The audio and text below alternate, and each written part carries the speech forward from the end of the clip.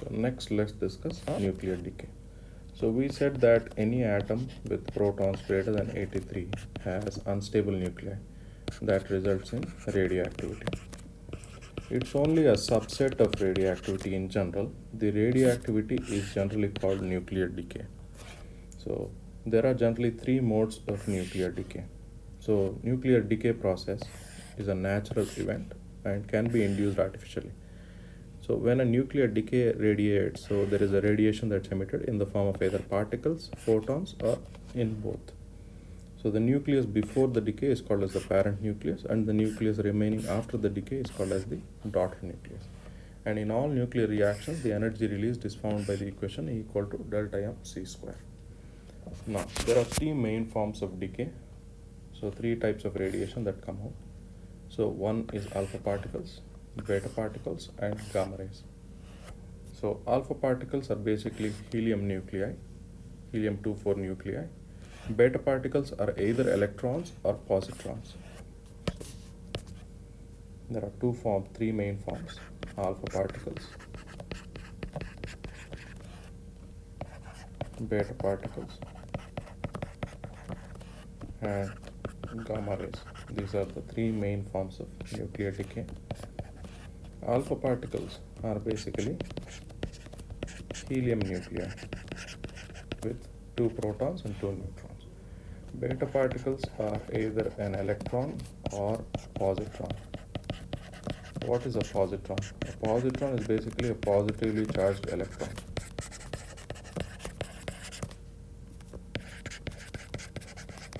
Basically a positively charged electron. So these are high energy and high speed particles. So beta particles are high speed particles and high energy particles.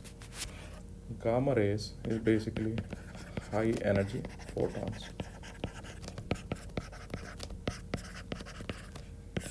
So gamma rays are basically high energy photons. So particles in themselves, they have mass here as well in alpha particles. In beta particles also they have mass, but in gamma particles there is no mass, just radiation in the form of high energy photons. So these are the compositions of alpha particles. A charged alpha particle has +2 charge and they have a low mass and they introduce a new element. Beta particles also have a -1 or a +1 charge based on what it is. It's either an electron or a proton. So there is no change in the mass number, but new element is produced because of the change in the charge, because of the change in the atomic number. Gamma rays are photons, so there is basically energy loss but no mass loss. Now, the two rules that can determine the unknown daughter atom when a parent atom undergoes decay. So one is the total number of atomic numbers on the left is the same as the total number on the right because charge must be conserved. Next, the total of the mass numbers on the left is the same as the total on the right because nucleon number must be conserved. So this brings up the question, when an atom fires up a general alpha particle, what is the compound that's released, or beta particle or gamma particle? So beta particles transform into decays neutrons and protons into the nucleus, in the nucleus. So what happens is that when you have a neutron, the neutron decays into a proton plus a beta particle, or a proton, if it doesn't want to exist in its original state, the proton then undergoes decay, forms a neutron plus a positron. So when a neutron becomes a proton, it releases an electron. When a proton becomes a neutron, it releases a positron. Without just the positron, there is also another particle that's accompanied. With an electron, there is another subatomic particle called an anti-neutrino. And with a positron, there is another particle that comes out called a neutrino. So positron, an electron is always accompanied by an antineutrino, and a positron is always accompanied by a neutrino. A neutrino is basically a particle with zero electric charge and very small mass, and an antineutrino is basically the antiparticle of the neutrino. So the nuclear decay series, if you have the product of a nuclear decay is stable, the decay process generally ends. So in other cases, the decay product or the daughter nucleus is itself unstable. So the daughter nucleus then becomes the parent nucleus for additional decay process. Such a sequence is called as a decay series. So every element will start its decay at a higher element and stops, every element stops at lead. So that's the final destination for any nuclear decay process. So if you have thorium, thorium first undergoes alpha decay and forms radium. Radium undergoes further beta decay and forms actinium, and then forms thorium, thorium to radium, radium to radon, radon to polonium, polonium to lead. So that's where it generally stops. So it doesn't undergo further decay in terms of its mass number. It generally continues change provided until it forms a stable isotope. So until it forms a stable isotope of lead, it continues its decay process. So let's take an example. So the element radium was discovered by Marie and Pierre Curie in 1898. So one of the isotopes of radium is 22688. So if it decays by alpha emission, what is the resulting element? Let's discuss each decay and how do you write the overall reaction. Alpha decay. So let's start with alpha decay. If you have an element XAZ, if it decays an alpha particle, it forms Y with Z less than 2 and A less than 4, plus it releases a nuclei of helium. This is the skeleton reaction for alpha decay. For beta decay, if you have an element AZ, if it releases, it depends on two particles, whether it releases an electron or a proton. So if it releases an electron, so which means that the element Y should become +1 in its atomic number, but no change in its mass number. So next you have, if it releases, so this is an electron.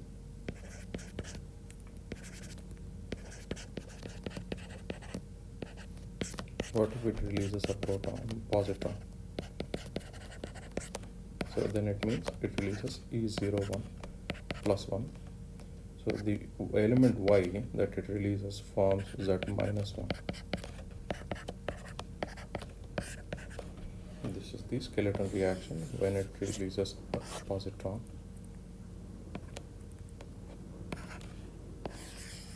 When it releases a positron, and this is the skeleton reaction when it releases an electron. And last one,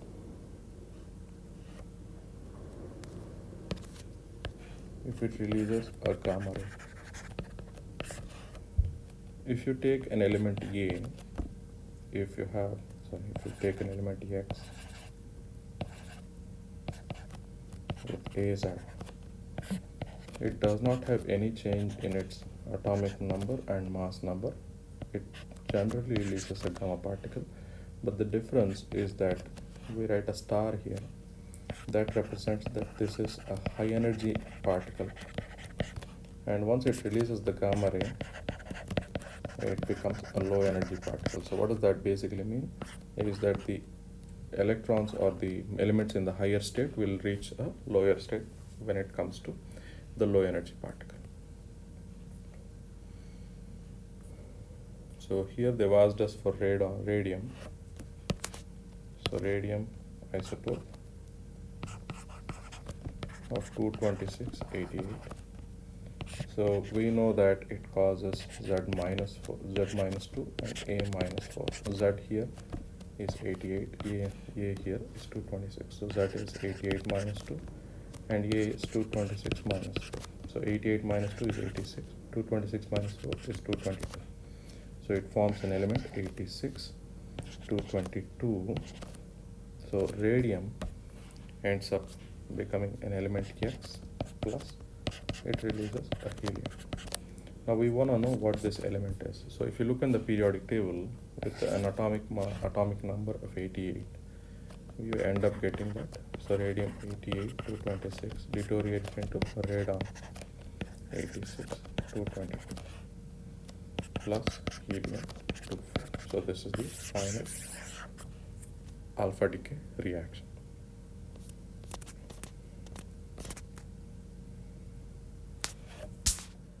So how do you measure nuclear decay? So decay measurement start with finding the decay constant. So if you have a sample of n radioactive parent elements, at some instant, the number of parent nuclei that decay into the daughter nuclei in a small interval of time is generally proportional to the n. So delta n is proportional to minus lambda into delta t. So this lambda value is called as the decay constant. So this value of lambda is generally for any isotope indicates the rate at which the isotope decays. So next one is activity. So activity is the number of decays in a given amount of time. So it's also called the decay rate. So decay rate is given by minus delta n by delta t. So this can be written equal to delta lambda into n. So it can be written as lambda n into delta t. So the SI unit for activity is becquerel, BQ. The other unit is curie, but becquerel is the common unit used. It equals 1 decay per 1 second. The next one is half-life. So half-life represents, for example, if you take 1 gram of a nuclear material, for 1 gram to become half its original mass, the amount of time taken is called as the half-life period. So the half-life of a radioactive element can be written by the formula T half equal to 0.693 by lambda, lambda here representing the decay constant. So a typical decay curve undergoes an exponential decay. So it uses the law of exponential decay. So here the exponential decay happens continuously throughout the time. So n0 becomes half its original value, and for that it will take the half-life. And for half to become 1/4, it takes another half, T half. And half to become 1/8, it takes another T half. So this is how you can calculate the half-life time period. We're using the half-life time period, we can calculate the parent sphere and the daughter sphere. So that is nuclear decay. So let's talk about nuclear reaction. There are two main types of nuclear reactions.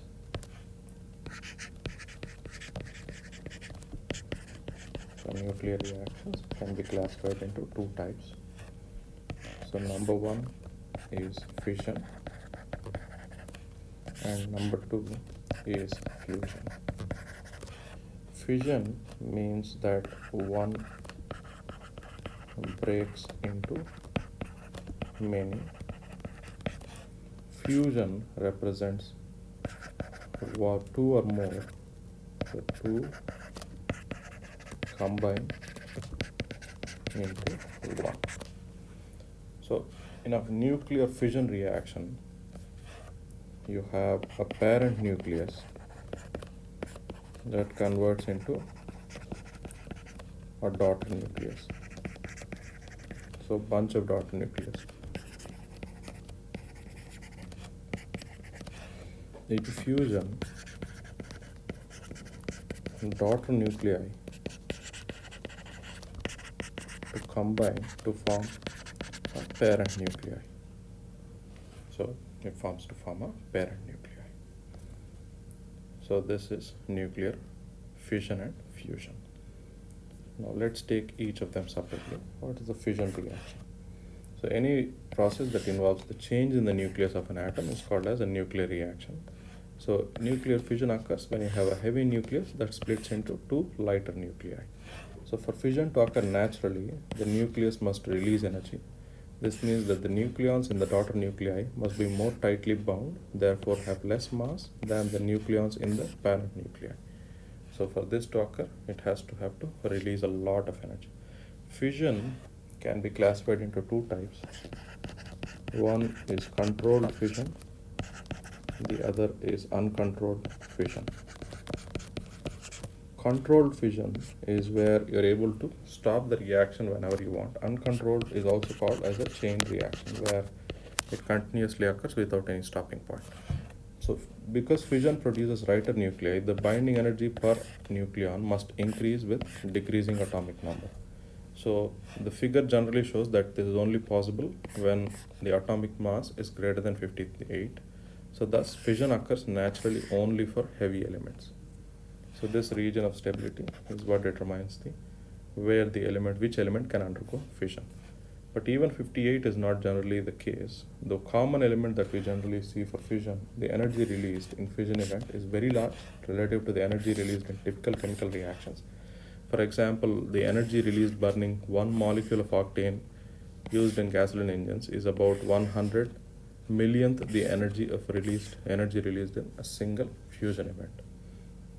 So an estimate of the energy released in a typical fission reaction depends also on the binding energy per nucleon. So the binding energy per nucleon is about 7.6 million electron volts for a heavy nuclei and 8.5 million electron volts for intermediate nuclei. So the amount of energy released in a fission event is the difference in these binding energies. That's about 0.9 million electron volts per nucleon. So assuming you have a 240 nucleon, so you get 220 million electron volts. As you increase the number of nucleons, you start increasing the number of fission reactions. So the neutrons released in a fission event can be captured by other nuclei, making these nuclei unstable. So this triggers additional fission reactions called the chain reaction. So if the chain reaction does not proceed slowly, it could end up in a release of enormous amount of energy and a violent explosion. So the common way in which the nuclear fission reaction occurs is you hit a large nucleus with a high-speed neutron that causes it to become unstable, and it splits into two daughter nuclei with three fast-moving neutrons. Those three neutrons hit three other uranium nuclei. That then releases another three. So you start with one nuclei that gives out three neutrons. 3 gives out 9 neutrons. 9 gives out 27. So 9 gives out, each giving out 3 represents about 27 neutrons. 27 gives about 81 neutrons. So this continues in a multiples of 3. So each giving out 3 neutrons. So this, if it's uncontrolled, forms an uncontrolled chain reaction that we see here. So this is an example where we cannot control the number of neutrons. So how do you control the reaction? A controlled chain reaction occurs in a nuclear reactor. So in a nuclear reactor, we get a controlled chain reaction. So what happens here is that we use a controlled self-sustained chain reaction, and the operation here differentiates a little bit. The only change is that we are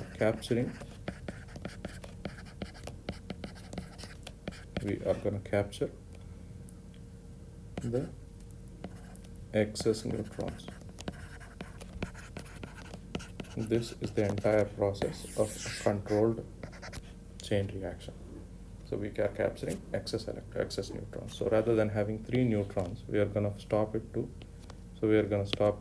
the reaction to not have 3 neutrons, but only have 1 neutron. So depending on the power requirement, we continue this process with just 1 neutron, and we try to capture the other 2 neutrons.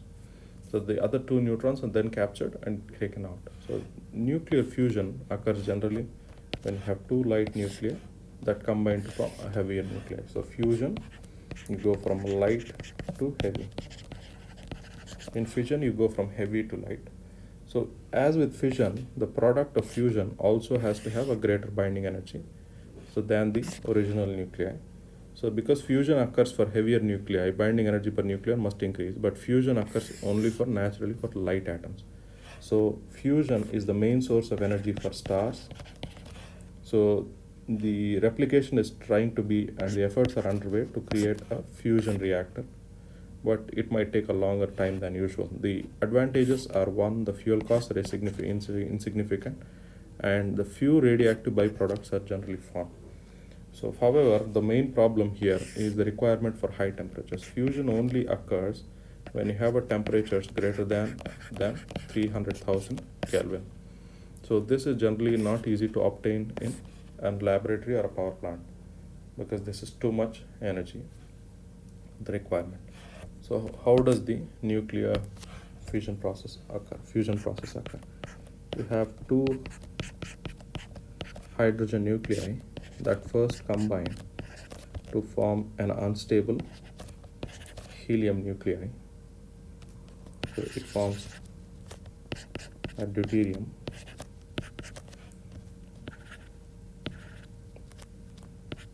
plus a proton plus a positron. The deuterium then mixes with another hydrogen atom that then forms another hydrogen nuclei to form an unstable helium 2-3, so releasing gamma radiation. The helium 2-3 then combines with another hydrogen nuclei to form helium 2-4, releasing a positron. So remember that for every positron you get an neutrino. So this represents the neutrino. And with that, they also release a lot of energy. In every reaction, they release a lot of energy. That energy is what is generally called the fusion energy. That energy is the fusion energy.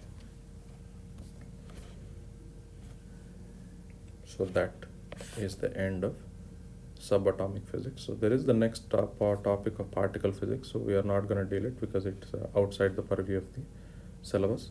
So we'll stop right here with fusion energy. So that ends subatomic physics.